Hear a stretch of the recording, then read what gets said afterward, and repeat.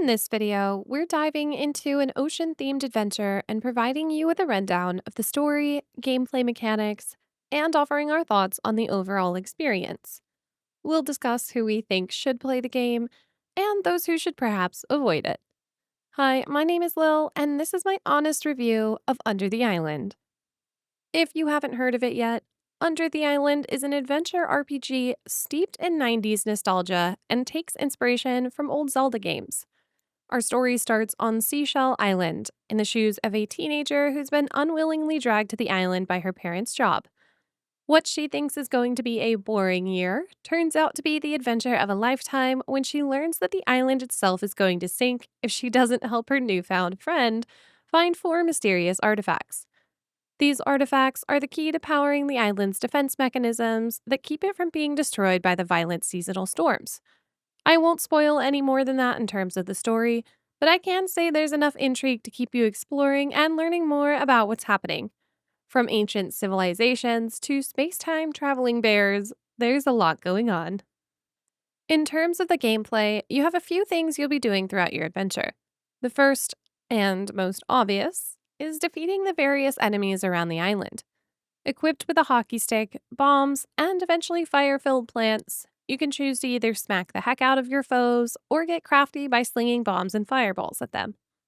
Each zone around the map has a different theme of creatures that you'll want to approach in different ways. Some will happily take your hockey stick to the face, and others have a longer range, so I'd suggest using a mix of methods to take them down. Of course, you'll have your boss fights too, and those take a fun blend of combat, mechanics, and puzzle solving to complete. One of my favorite things about the game is the one size doesn't fit all mindset of it, so bear that in mind before you play. Speaking of puzzle solving, that's the other main mechanic in this one. As you explore the island, you'll be presented with an array of puzzles that'll take your best brain cells to figure out. Some are exceedingly simple, requiring you to do things like push boxes into the right place or timing a fireball properly before sprinting to stand on a platform. Others are layered into multiple zones on the map and will require some smart navigation to access the chests and rewards they offer.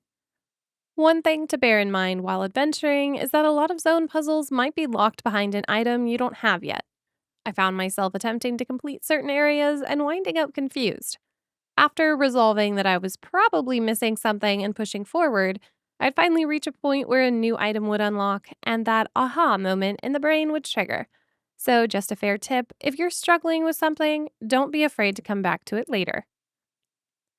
One thing that plays into the puzzles and combat in regions further in are the item upgrades. I mentioned a space bear earlier, and he will be exactly who you need to talk to ensure your hockey stick and other items aren't falling behind. Pursuing these upgrades will be seriously worth it as they'll increase your damage by a fair bit, making combat much easier as you push further into the game. Aside from your items, you'll also be able to upgrade your health. There's an NPC in the village who's a bit obsessed with physical training, and if you bring him enough heart coins, he'll pass on that physical training to you and award you with additional health hearts. These will also be needed to get through the later areas as things hit harder, so having a few extra hearts will ensure you're not taking a dirt nap too often. Now that I've covered the core gameplay and mechanics, what are my overall thoughts on the game? Well, honestly, I think it's a delightful addition to the adventure RPG genre. The puzzles are exceptionally well done and are unique in each new zone you explore. Nothing felt repetitive, and my brain had to keep working through the entire game. That's exactly what I want to feel in these types, so a job well done there. I also can't say I experienced any bugs or issues while playing, and although I found myself stuck in a few areas, as I mentioned earlier, items I found later in the experience offered the solutions I was looking for. So, who should play the game then? I honestly think if you're a fan of pixel RPGs with action combat and jam packed with puzzles, then this is for you.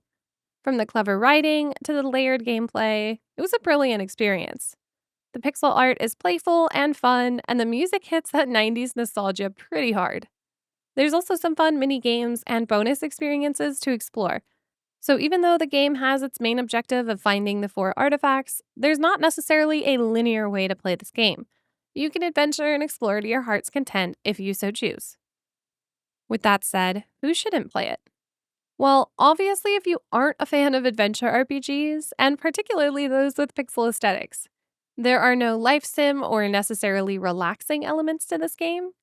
It is through and through meant to be an action adventure title that keeps your brain on and your reflexes working.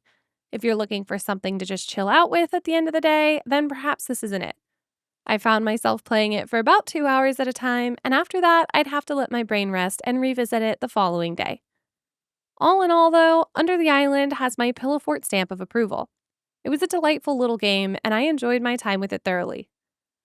That's going to be it for this review, but if you find yourself intrigued, then you'll be happy to know that Under the Island is available on Steam, Switch, PlayStation, and Xbox.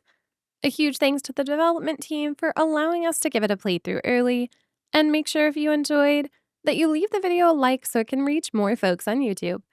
If you want to see more reviews from us in the future, then consider tapping that subscribe button too.